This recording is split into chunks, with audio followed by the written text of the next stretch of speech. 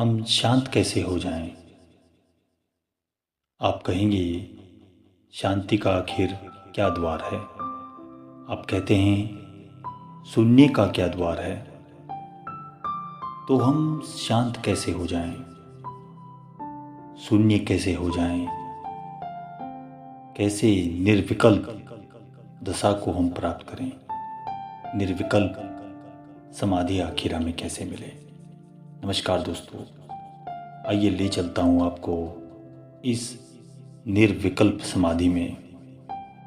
बहुत सरल है निर्विकल्प दशा को प्राप्त करना, अत्यंत सरल। इससे सरल कोई बात ही नहीं है। लेकिन ये जो 3 बातें पहले कही गई हैं, ये बड़ी कठिन हैं और इन 3 को जो नहीं कर पाता वह उस अत्यंत सरल बात को भी नहीं कर पाता।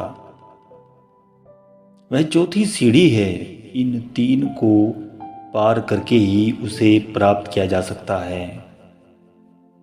वह तो बहुत सरल है, कठिनाई है इन 3 बातों की विश्वास करने की, अनुकरण करने की। आदर्श को त्यागने में कठिनाई होती है, बड़ी अड़चन होती है, बड़ा श्रम है। लेकिन चौथी बात बहुत सरल है। जो इन 3 बातों को कर ले, चौथी बात करनी नहीं पड़ेगी, बड़ी सरलता से हो जाती है। उस सूत्र के संबंध में अंत में थोड़ी सी बात समझा देता हूं, लेकिन इन 3 को किए बिना वह भी ना हो सकेगा। चित्त की निर्विकल्प दशा, शून्य दशा, ध्यान दशा बहुत सरल है, लेकिन सीढ़ियां जो उस तक पहुंचाती हैं वे बड़ी कठिन मालूम पड़ती हैं। और वे भी कठिन इसलिए नहीं हैं कि वे कठिन हैं, आप में वो साहस ही नहीं जरा सा भी, इसलिए वह इतनी कठिन बन गई। साहस हो, एक क्षण की देर नहीं है। शून्यता पा लेनी बहुत सरल है, बस हमारे भीतर वो साहस होना चाहिए। क्या करें आखिर शून्यता पाने के लिए? बहुत सरल सी बात है। अगर चित्त के प्रति, चित्त में चलती हुई जो विचार की धारा है, दिन रात चल रही है, विचार और विचार और फिर विचार, चित्त में विचारों की श्रृंखला है जो चलती जा रही है। जैसे रास्ते पर लोग चलते हैं, ऐसे ही चित्त में विचार चलते हैं। यह विचारों की भीड़ चली आ रही है चित्त में। इसके प्रति अगर कोई चुपचाप जागरूक हो जाए, साक्षी बन जाए बस, और कुछ भी ना करे, लड़ने की जरूरत नहीं, राम राम जपने की भी अब आवश्यकता ना पड़ेगी, क्योंकि राम राम अपना खुद ही अशांति का एक रूप बन गया है।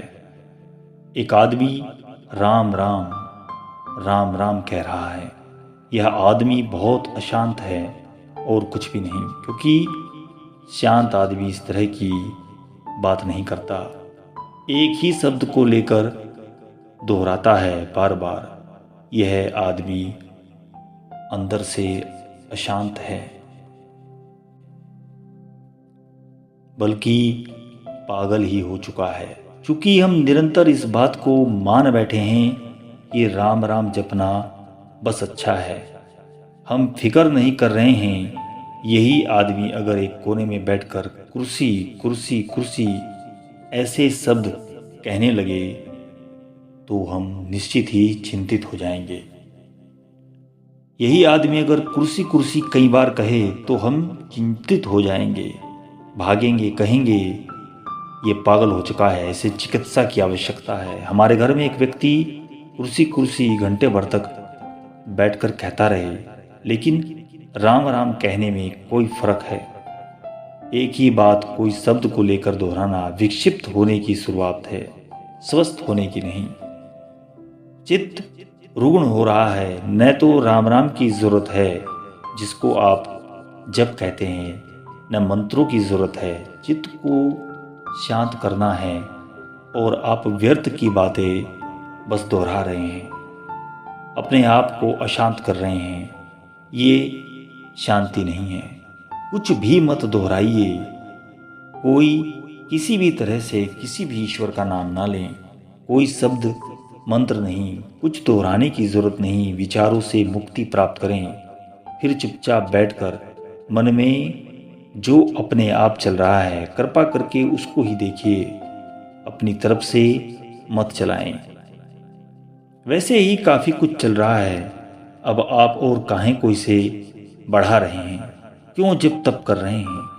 जो मन में चल रहा है अपने आप उसके किनारे बैठकर चुपचाप देखते रहिए, उसके साक्षी बनिए। जस्ट ए विटनेस, सिर्फ एक देखने वाले। बुरा चले तो भी निकलने की कोशिश मत करिए, क्योंकि निकालने की कोशिश में आप सक्रिय हो गए हैं, फिर साक्षी भाव छूट गया है। हटाने की कोशिश मत करें, किसी विचार को लाने की कोशिश भी ना करें, क्योंकि दोनों ही हालात में आप कूद पड़े धारा में, बाहर खड़े ना रहें। अपने मन को मुक्त कर दें हर तरह के धर्म कर्म से।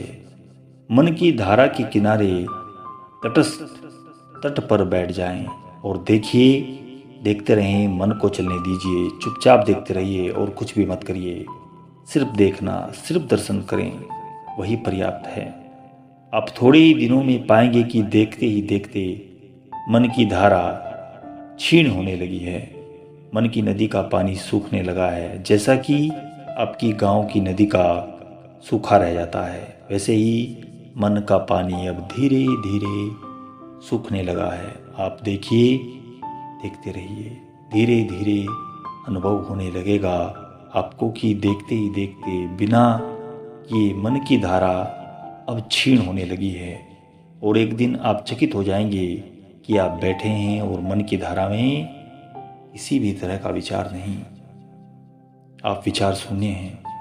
जिस दिन यह अनुभव आपको हो जाएगा, उस दिन आपको ये पता चल जाएगा कि दर्शन विचार की धारा को तोड़ने की विधि है। अदर्शन मूर्छित भाव से विचार में पड़े रहना विचार को बढ़ाने की विधि है। हम मूर्छित भाव से विचार में पड़े रहते हैं, विचार को देखते नहीं, बस इसके अतिरिक्त और कोई बंधन नहीं।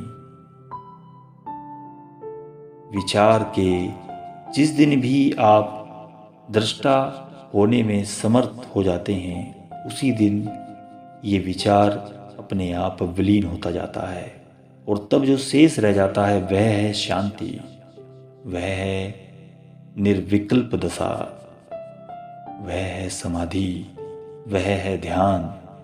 और भी कोई नाम जिसको जो मर्जी हो दे सकता है, वह है चित्त की निर्विकार स्थिति। उस दशा में ही जाना जाता है, जीवन उस दशा में ही पहचाना जाता है, सत्य उस दशा में ही विलीन हो जाता है, उसका मिलन भी वहीं होता है।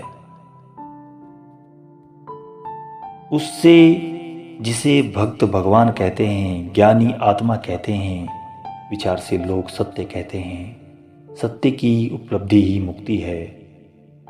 उसको जानते ही व्यक्ति के जीवन में फिर कोई बंधन, कोई दुख, कोई मृत्यु नहीं रह जाती। इस दशा में थोड़ा प्रयोग करें और देखें, क्योंकि इस दशा में आप ऐसे प्रयोग करेंगे और इस दिशा में बढ़ेंगे